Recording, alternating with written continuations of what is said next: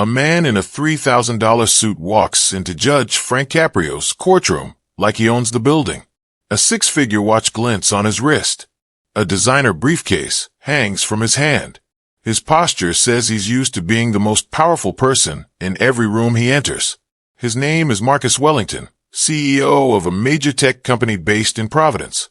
Annual salary, $2.4 million. Company valuation, over $1 billion.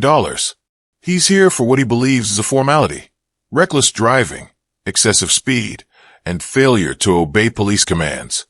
In his mind, this should take 5 minutes. Pay a fine, maybe talk it down, and get back to running his empire. After all, rules are for other people.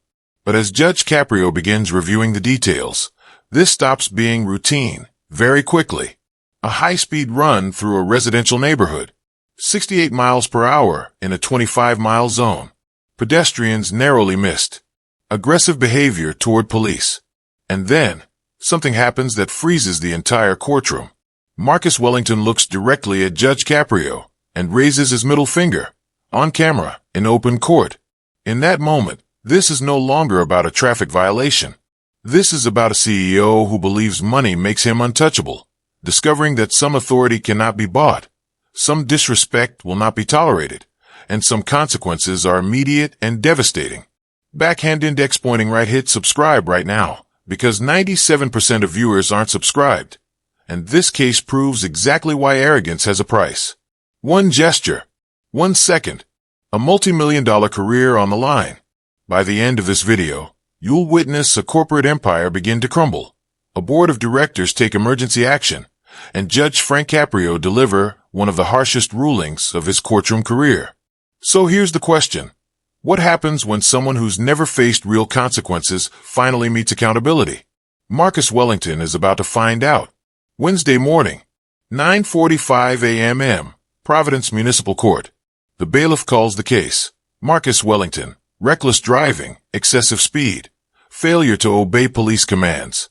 A man in his early 40s steps forward with the confidence of someone who's never been told no. His suit is immaculate, custom-made, likely Italian. His shoes shine like mirrors. Everything about him screams wealth, power, and entitlement. He doesn't walk to the podium. He strides, like he's entering a boardroom where he's about to fire someone. Judge Caprio looks up, calm and courteous as always. "Good morning, Mr. Wellington." Marcus barely looks at him. "Morning." "No, Your Honor." No respect. Just dismissal. Judge Caprio notices, but chooses professionalism. "Mr. Wellington, you're cited for reckless driving on Benefit Street. You were clocked at 68 miles per hour in a 25-mile-per-hour residential zone. Can you explain what happened?" Marcus exhales, irritated. "I was late for a board meeting. The street was clear. Nobody was in danger." Judge Caprio responds evenly. "The police report indicates pedestrians were present, and that you came within feet of striking them." Marcus waves it off. "The report exaggerates. People weren't paying attention. I had full control of my vehicle." Judge Caprio reviews the file again. It also states you didn't stop immediately when police activated their lights. You continued driving for several blocks. Why? Marcus answers casually, almost bored. "I was looking for a convenient place to pull over." "You drove 6 blocks. Like I said, I wanted a convenient spot." Judge Caprio's tone sharpens slightly. "The officer reports that when he approached your vehicle, you were on your phone and told him to wait while you finished a business call. Is that correct?" "Yes. I was in the middle of an important negotiation. He could wait 2 minutes." A murmur ripples through the courtroom. Judge Caprio continues. "You also initially refused to provide your license, stating, quote, 'I don't have time for this nonsense.'" Marcus shrugs. "I was frustrated. This was a waste of my time." Judge Caprio looks directly at him. "A waste of your time to comply with a lawful traffic stop." Marcus smirks. "Your Honor, do you know who I am?" There it is. Judge Caprio remains calm. "I know you're Marcus Wellington, and I know you're facing serious traffic violations. Beyond that, I don't see how your identity is relevant." Marcus straightens. "I'm the CEO of Tech Vanguard Systems. We employ over 400 people in Providence. We contribute millions to the local economy. I think my position matters. Judge Caprio doesn't raise his voice. In this courtroom, Mr. Wellington, your job is as relevant as anyone else's, which is to say, not at all. We are here to address your conduct. Marcus's expression hardens. And this is where everything starts to go wrong. Marcus Wellington is clearly not used to being spoken to this way. And if you believe wealth does not place anyone above the law, subscribe to Judge Stories, because this moment proves exactly why. Judge Frank Caprio turns to the screen. Mr. Wellington, let's review the dashcam footage from the traffic stop. The courtroom monitors flicker to life. The video shows a black Mercedes S-Class tearing through a quiet residential neighborhood. Children are playing on the sidewalks.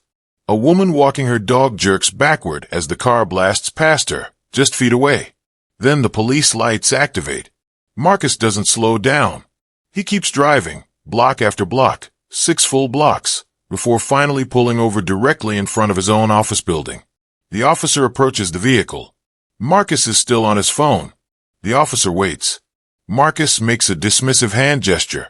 Keep waiting. Nearly 2 minutes pass before Marcus finally hangs up and cracks his window halfway. License and registration, sir. Marcus scoffs. Do you know how much that call was worth? Probably more than you make in a year. Gasps ripple through the courtroom. This is all on video. The officer repeats himself. Sir, I need your license and registration. Fine. Here. Marcus throws his license at the officer instead of handing it to him. Judge Caprio pauses the video. Mr. Wellington, you threw your license at a police officer. I handed it to him. Judge Caprio looks back at the screen. The video clearly shows you throwing it. That's your interpretation. Judge Caprio resumes the footage. The officer returns after running the information and begins explaining the violations. Mr. Wellington, you're being cited for reckless driving and excessive speed. Marcus cuts him off. How much is the fine? I'll pay it right now, and we can both move on. Sir, reckless driving at those speeds isn't just a fine. It can result in license suspension. Marcus's tone turns sharp. I'm not losing my license. That's not happening. That's for the court to decide. Do you know who I am? Do you understand what I do? I can't function without a license. I have meetings across the state, across the country. Sir, you nearly struck multiple pedestrians going almost 70 in a 25. Marcus smirks. Nearly doesn't count. The video ends. The courtroom falls completely silent. Judge Caprio speaks slowly, deliberately. Mr. Wellington, I want to be sure I understand your position. You believe that because you're wealthy, because you're a CEO, because you employ people, you should be exempt from consequences for dangerous driving. I believe context matters, Your Honor. I'm not some reckless teenager. I'm a professional with responsibilities. Responsibilities that justify endangering pedestrians. No one was actually endangered. That's dramatic exaggeration. Judge Caprio's patience is visibly thinning. I've been on this bench for decades, Mr. Wellington. I've seen thousands of defendants. And I have to tell you, your attitude is among the most troubling I've encountered. Marcus shrugs. With all due respect, Your Honor, I think you're being overly sensitive. This is a minor traffic issue being blown out of proportion. Minor. Judge Caprio replies. You drove nearly 70 miles per hour in a residential neighborhood. The street was basically empty. There were children present. They weren't hit. They moved. Marcus actually laughs. You're making it sound like I was trying to hurt someone. I'm an excellent driver. I had complete control. If you had complete control, Judge Caprio asks calmly, why were you going nearly 3 times the speed limit? Because I trust my abilities. Judge Caprio takes a long breath, steadying himself. Mr. Wellington, let me ask you a simple question. Do you believe traffic laws apply to you? Marcus pauses. Then he answers and seals his fate. Your Honor, I believe the rules were written for average people in average situations. I'm not average. I make split-second decisions, worth millions of dollars. I trust my judgment. So that's a no. Judge Caprio replies. You don't believe the rules apply to you. I believe they should be applied with discretion, based on who's being cited. Judge Caprio has heard enough. His voice turns firm. Absolute. Mr. Wellington, here's what's going to happen. You are facing reckless driving charges that carry mandatory license suspension. Given your complete lack of remorse, your contempt for law enforcement, and your belief that you are above the law, I am imposing the maximum penalty. Marcus's confidence finally cracks. You can't suspend my license. I already told you. I need it for my job. Judge Caprio looks directly at him. You should have thought about that before you decided the law didn't apply to you. You should have thought about that before you drove recklessly through a neighborhood. Marcus explodes. This is ridiculous. How much is the fine? I'll pay double, right now, just end this. Judge Frank Caprio doesn't blink. This isn't about money, Mr. Wellington. This is about public safety and accountability. Marcus's voice rises. I'm being targeted because I'm successful. This is class warfare disguised as justice. No. Judge Caprio responds coldly. You're being held accountable because you broke the law and endangered lives. Marcus scoffs. I want to speak to your supervisor. The courtroom gasps. Someone has just asked a judge for his supervisor. Judge Caprio's reply is ice cold. I don't have a supervisor, Mr. Wellington. This is my courtroom. Marcus's face twists with anger. This is a power trip. A working-class guy in a robe finally gets to boss around someone successful. Mr. Wellington, Judge Caprio warns, control your language and your attitude. Or what? Marcus fires back. You'll hold me in contempt? Go ahead. My lawyers will overturn it before lunch. Judge Caprio stands. Instant silence. You need to understand something, he says, voice steady but lethal. Your wealth means nothing here. Your position means nothing here. Your lawyers mean nothing here. What matters is that you drove recklessly, endangered lives, showed no remorse, and now you're showing open contempt for this court. And then it happens. Marcus looks directly at Judge Caprio and raises his middle finger. He holds it there, smirking. The courtroom erupts, gasps, shocked cries, people standing in disbelief. Judge Caprio's expression changes instantly. Controlled fury. Mr. Wellington, he thunders. Did you just make an obscene gesture at this court? Marcus doubles down. Yeah, I did. What are you going to do about it? Judge Caprio doesn't sit. I'm going to show you exactly what happens when you disrespect this court. Backhand index pointing right. Subscribe to Judge Stories, because this is the moment arrogance collides with absolute consequence. Judge Caprio stands at the bench, commanding the room. You came into this courtroom believing your wealth made you special. Instead, you've demonstrated contempt for public safety, for law enforcement, and for every citizen who follows the law despite having jobs, responsibilities, and pressures of their own. He continues without pause. You drove at dangerous speeds through a residential neighborhood. You ignored police commands. You showed zero remorse. You attempted to buy your way out of accountability. You insulted this court, and then you made an obscene gesture directly at me. Marcus finally tries to retreat. Your Honor, I apologize for the gesture. I was frustrated. Your apology is meaningless. Judge Caprio replies. You're not sorry for what you did. You're sorry you're facing consequences. Then the rulings come, one after another. First, for reckless driving at nearly 70 miles per hour in a residential zone, the maximum fine of $2,500. Marcus barely reacts. Second, for failure to comply with police commands, $1,000. Still nothing. Third, for contempt of court, $5,000. That brings your total fines to $8,500. Marcus exhales, annoyed, not worried. Judge Caprio isn't finished. Fourth, your driver's license is suspended for 6 months, effective immediately. Surrender it to the bailiff, now. That gets his attention. 6 months? Your Honor, that's excessive. I'm not finished. Fifth, you are ordered to complete 50 hours of community service, working with a youth traffic safety program, educating teenagers about the dangers of reckless driving. I don't have time for that. You'll make time. Sixth, you will complete a mandatory traffic safety course, 8 consecutive Saturdays. Miss one session, and your suspension extends to 1 full year. Marcus's face drains of color. Seventh, the dashcam footage in today's proceedings will be forwarded to the Providence Police Department's Public Safety Division as an educational example of reckless driving and contempt for authority. Judge Caprio pauses, then delivers the blow. And eighth, the video of your behavior in this courtroom will be forwarded to the State Business Licensing Board and the Rhode Island Bar Association for review of your character and judgment. Marcus's eyes widen. This can affect his career. Your Honor, you can't do that. I can, Judge Caprio replies. And I am. You wanted to know if I understand who you are. He leans forward. I do. You're someone who believed wealth meant immunity.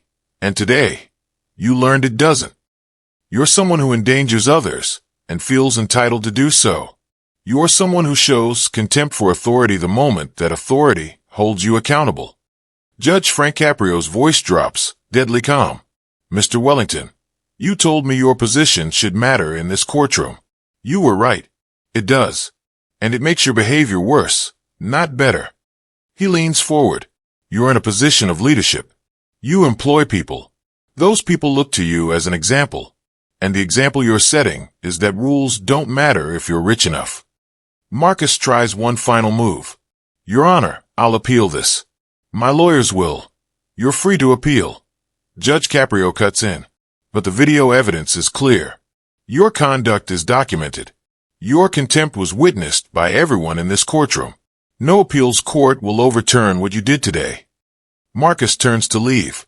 The arrogance is gone, replaced by something dangerously close to fear. But Judge Caprio isn't finished. Mr. Wellington, one more thing. Marcus stops. You asked if I know who you are. Let me tell you who you are in this moment. The courtroom is silent. You're a man who just threw away his reputation, possibly his career, and definitely 6 months of his freedom to drive. All because you couldn't control your ego for 30 minutes. He pauses. You came in here believing you were untouchable. You're leaving knowing you're not. That's the only valuable lesson you'll learn today. Don't waste it. Marcus exits the courtroom, no longer strutting. Now he's moving fast, head down, trying to escape the cameras, the witnesses, and the reality he created. But the story doesn't end there. Within 3 hours, footage of his contempt, the gesture, the arrogance, the open disrespect, airs on local news. By evening, it's viral. By the next morning, it's national. Tech Vanguard Systems Board of Directors calls an emergency meeting. Their CEO has become a liability. The company's reputation is collapsing under the weight of one man's behavior. 2 days later, a board member requests a private meeting with Judge Caprio. Your Honor, my name is Janet Morrison. I'm the board chair of Tech Vanguard Systems. I wanted you to know that as of this morning, Marcus Wellington is no longer our CEO. He's been terminated. Judge Caprio nods solemnly. Ms. Morrison, I take no pleasure in that outcome, but I can't say I'm surprised. We've watched the video multiple times, she says. We're horrified. That man represented our company. His behavior reflected on all of us. We had no choice. And the employees? Judge Caprio asks. They're keeping their jobs. We're promoting internally. Someone with real leadership qualities. Someone who understands that position comes with responsibility, not immunity. Judge Caprio approves. That's the right decision. There's one more thing, Morrison adds. We're establishing a corporate ethics and accountability program. Traffic safety, community responsibility, respect for authority. All leadership will be required to complete it. She hesitates, then adds, we're calling it the Wellington Accountability Program. Judge Caprio almost smiles at the irony. After she leaves, an older man approaches Judge Caprio in the hallway. Your Honor, I was in the courtroom that day. I'm a retired executive. I just wanted to thank you. For what? Judge Caprio asks. For showing that wealth doesn't equal worth. I spent 40 years building my career with integrity. People like Wellington give success a bad name. He needed that lesson. Judge Caprio shakes his hand. I didn't destroy his career, he says. He did that himself. I just made sure there were consequences. That's your job. Backend Index Pointing writes, subscribe to Judge Stories for more moments where arrogance meets accountability, and one decision changes everything. Marcus Wellington walked into court worth millions, employing hundreds, convinced he was untouchable. He walked out with his license suspended, his career destroyed, and viral infamy as the CEO who gave a judge the finger. Judge Frank Caprio proved once again that no one is above the law, that disrespect carries immediate consequences, and that sometimes the most powerful thing a judge can do is enforce accountability. This is what happens when entitled wealth meets real authority, when arrogance defeats judgment, and when one reckless gesture costs a multimillion-dollar career. The lesson is simple.